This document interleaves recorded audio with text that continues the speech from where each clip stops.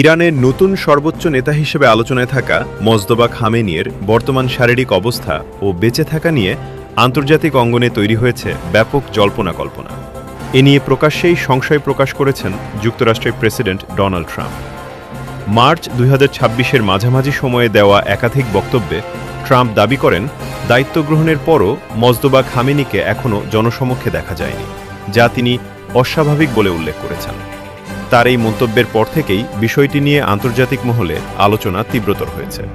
Trump আরও দাবি করেন, হোয়াইট হাউসের কাছে থাকা কিছু তথ্যে ইঙ্গিত পাওয়া যাচ্ছে মোজতবা খামেনি গুরুতরভাবে আহত হতে পারেন, এমনকি তার মৃত্যুর সম্ভাবনাও উড়িয়ে দেওয়া যাচ্ছে না।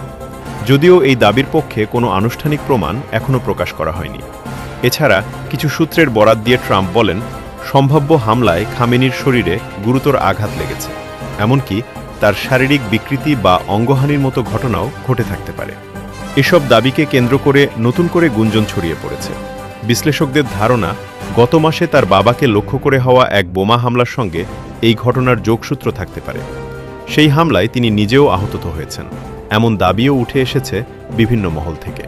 তবে ইরানের পক্ষ থেকে জানানো হয়েছে, মোজতবা খামেনি জীবিত আছেন এবং পরিস্থিতি স্বাভাবিক রয়েছে, যদিও তাকে এখনও জনসমক্ষে না দেখানোয় সন্দেহ আরও বাড়ছে।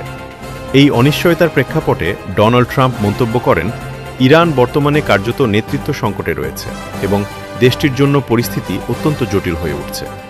সব মিলিয়ে মোজতবা খামেনির অবস্থান ও শারীরিক অবস্থা নিয়ে ধোঁয়াশা কাটেনি এখনও।